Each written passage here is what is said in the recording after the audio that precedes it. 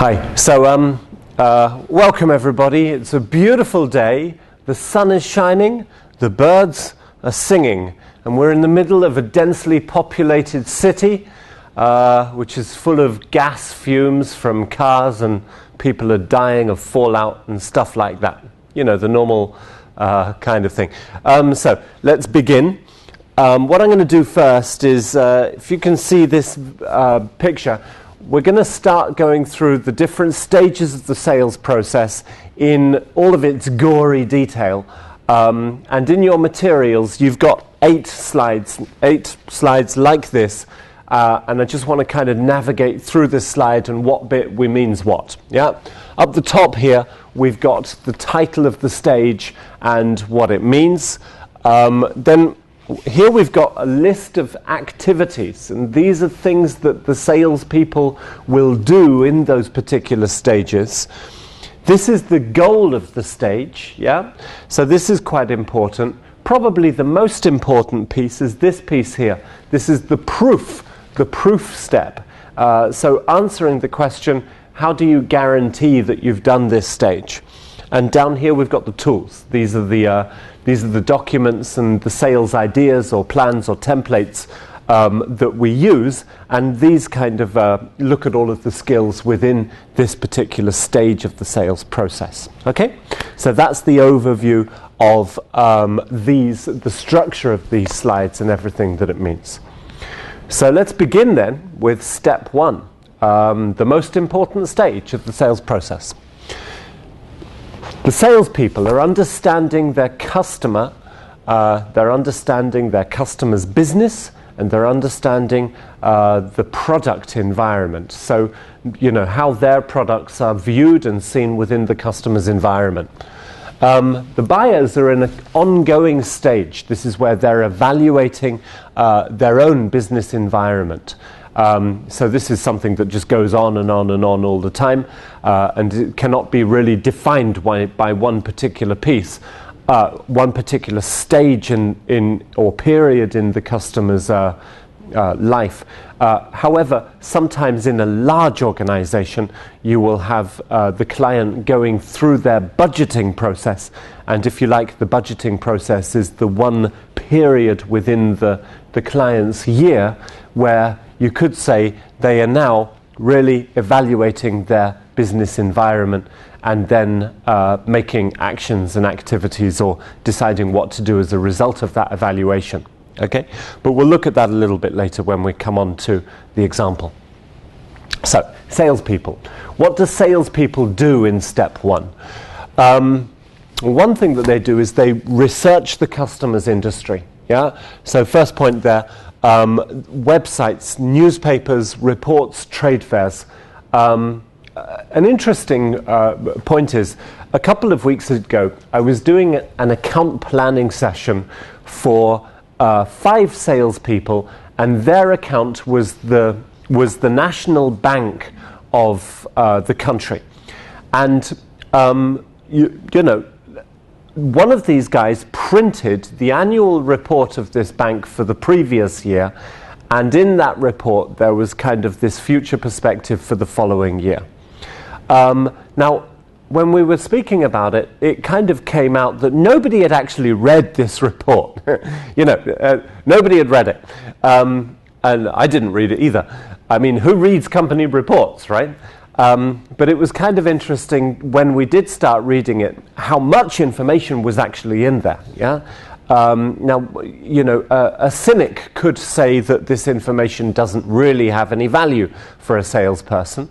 However, when we started looking into it closely, we realized that a lot of the stuff in this annual report actually was pretty relevant, and the salespeople were able to use it in their planning process. Yeah, but anyway, websites, yeah, newspapers, information, putting the clicker on the website so that it constantly sends you information about the particular client that you're working in, or not the client itself, but the client's industry.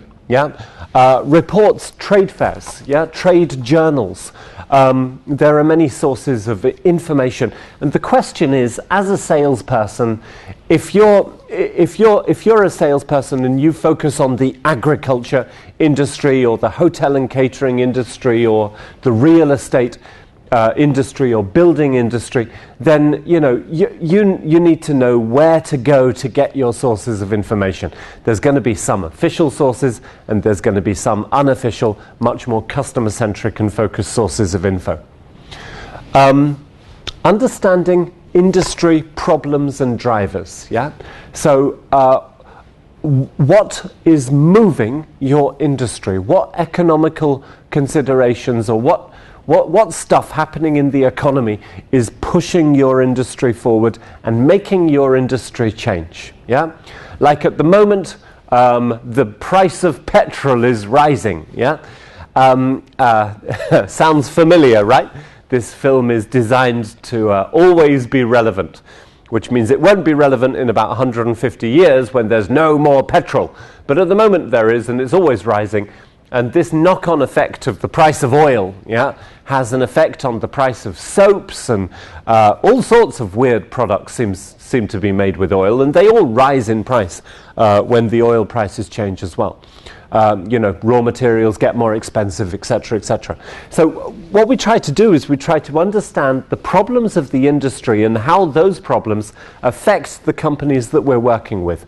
What we also try and find is topics of conversation and topics of information that we can speak to about, that we can speak to our clients about. Yeah, this kind of economical information or this industry information is only relevant in specific situations. The higher you go in an organization, the more relevant this kind of information becomes. Yeah, the higher you go in an organization, the more interesting and the more topic related things like oil prices are, or shareholder dividends, and various much more bigger intangible topics become more important the higher up the ladder you go. Okay. Understand their product environment and their preferences. Yeah. So if you sell tables, then what do you understand if you sell tables? You need to understand the environment where they buy in tables. Who buys them in? What department in the organization does refurbishment, makes decisions about new tables and chairs and furnishings and stuff. So where does your product set fit within their organization? Yeah, so I'm a trainer, I do training and education. So the natural fit of my products is probably into the human resources department, training and development department for very large organizations, and then into the lines of business who have got, responsibility for their own training and development needs. Yeah, but that takes a deeper depth of knowledge and information. And then, their preferences. Who do they use? Who do they work with? What kind of products do they generally buy in? This, number 3, this means we need a certain level of contact and information. We need personal relationships with this client. So we need to open the door to this customer as well. Yeah? Okay. This is, number 4, is probably the most important one. So I am going to take my super sexy laptop and technology and just highlight this here because it's very, very important. There we go. Understanding the business plans, current and future projects. Okay, so this is probably the most important job of the salesperson in step 1. Step 1 is not a push sales job. Step 1 is it's a relationship job and a maintenance job. We maintain our knowledge of the customer over time. So what the business stuff, we need to understand where they're going. We need to understand what they're doing, where their key priorities are, what they're investing their money in. This is, of course, in an ideal world. In a not ideal world, we're simply happy if we get a couple of decent conversations and we can use those conversations to ask a few questions, to demonstrate a bit of credibility and to set up another meeting or a good, proper next step. Yeah. In the longer term, we want to try and understand where their priorities are, what key projects they have, and what they're planning to do over the next 1-2 years or so. Their key projects are the key to understanding their key problems. Otherwise, those projects wouldn't exist. Those projects are there to solve certain problems and to meet certain objectives. And so we get very closer to the priorities of the organization as well. Now, if you're working in IT and you're selling computer systems, then you may have an IT department. They may have projects enough of their own, yeah? But they are also a service industry for their customers. They service the needs of their internal customers. And so their internal customers need all of this IT stuff to run their projects. Yeah? So there's a knock-on effect of understanding behind selling this. Okay. Creating foundation for the relationship, opening the door. Getting the first meetings to the client is sometimes not as easy as it sounds. Yeah? You don't just get given the meetings. So you need a way of, what are you going to walk in with? Why are you going to walk in? Why is the customer going to open the door to you? You need some way of creating curiosity from the very outset, because just calling them and saying, we want to come and introduce ourselves may not be enough to engender this interest. Yeah? Which means sales organizations are going to be looking at the ways in which they're going to move into organizations. They're going to be looking at all of their relationships and saying, who do we know who can get us in to this company? Okay. Conditions of satisfaction form. Within step 1, we're going to look at a sales tool which is called the conditions of satisfaction form.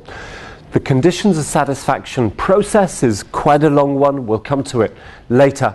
But basically, it's a way of defining value of a relationship, and it's a way of telling the customer we want to deliver value with everything that we do, and we want to measure this value so that you know exactly the value that we're bringing. Yeah? It only works in certain situations. It's not for every sales process, but as you'll see, it's a very, very pragmatic tool for a particular situation and a particular type of sales process. Standard terms and conditions, positioning your standard terms and conditions information. If you have got a price and that price cannot be moved, and there is no negotiating that price, then it's probably a good idea if you tell your customer what that price is earlier in the sales process and not later. There's no point in spending weeks and months selling something to them only to have them turn around and go, huh? How much? No, we can't pay that. So if there are certain elements of your pricing policy that are, fixed in stone, like time and materials costs or something, then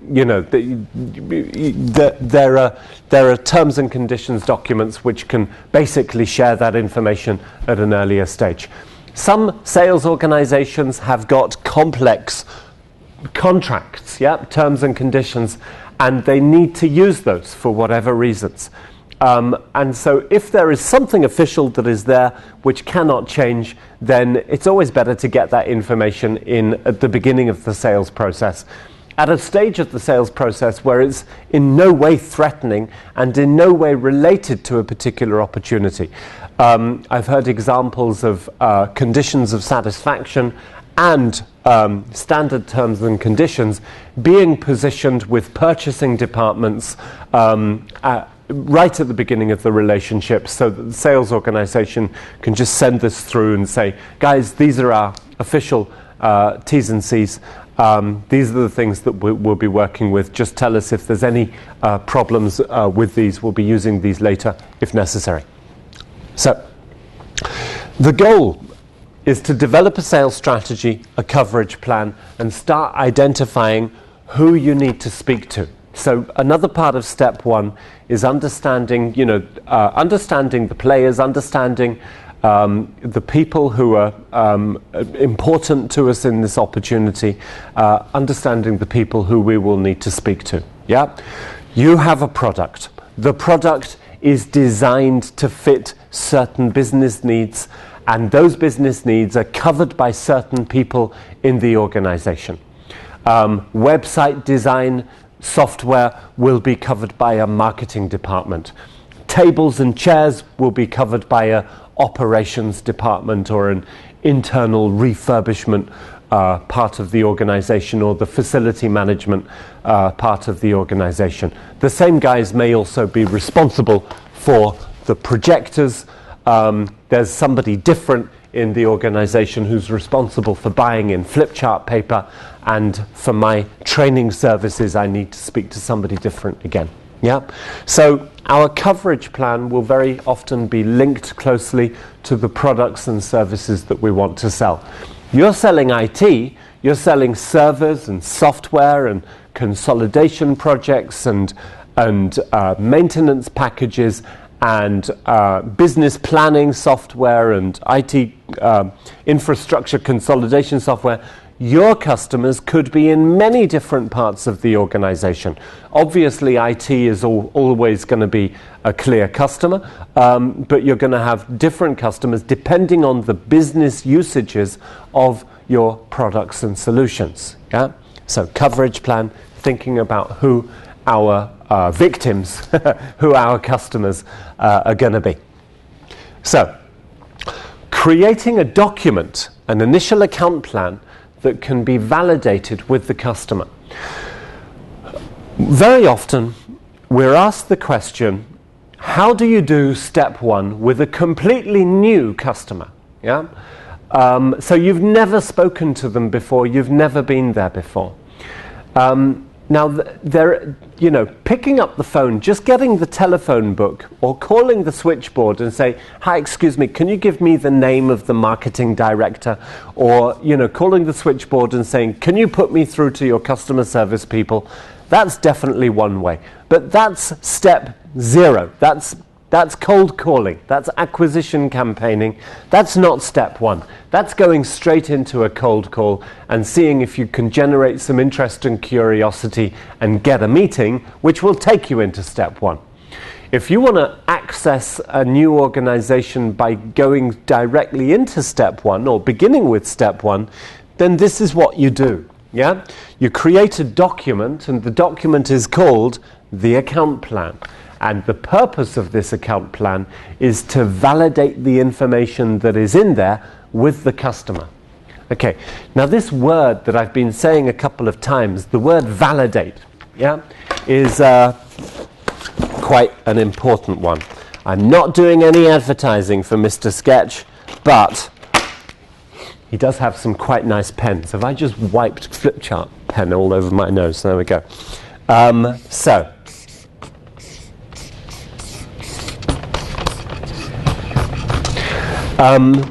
Now the word validate is a pretty important word for the sales rep, yeah, because it goes hand in hand with the word assume. Do you know the joke about the word assume? You must know the joke. If you assume, or they say we must never assume, because if you assume you make an us out of you and me. Funny, huh? So making assumptions is something that salespeople do all the time. And it's okay to make assumptions as long as these assumptions are validated. Yeah? So we're going to make a bunch of assumptions with our account plan. We're going to say, dear customer, we assume that you have got 3 or 4 or 5 projects on the boil at the moment, and they're important to you for the following reasons, and this is what you're trying to do with them. Now, if these assumptions are correct, then we've got products and services which we think can help you implementing these projects and getting these projects and ideas and business goals working well. Yeah? So this is the principle of an account plan. We make a bunch of assumptions. They're good assumptions. They're based on knowledge and experience of salespeople who are knowledgeable about the environment and industry. And then we take these assumptions in the form of a document and we say to the customer, we have invested some time in you.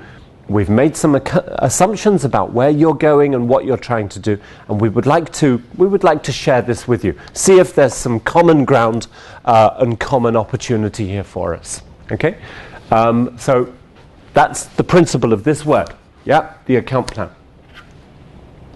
So the goal, the end goal of step 1, is the customer and the seller agree to the value of a relationship. Isn't that nice? They agree to the value of a relationship. They say, yes, you are very nice. I like you. I agree to the value of a relationship with you. So what this basically means is that the customer says, okay, yes, I know what you do. I know what it's for. And yes, you sound like a credible source of information, and it looks as if your products and services are quite interesting. Yes, I think there is reason that we could speak again. Yeah? The salespeople are saying, okay, there's opportunity at this account. Yeah? So the outcome of this goal, because this doesn't actually say very much, the outcome is, voila, the next meeting. Yeah, this is the only real tangible and sensible goal of step 1. Step 1 may take you a long time though, but we're looking for meetings, we're looking for good meetings where we can discuss specific projects. Okay? Another goal or proof step is that you have begun speaking to the key players in the organization and the foundation of the relationship has been created. Yeah?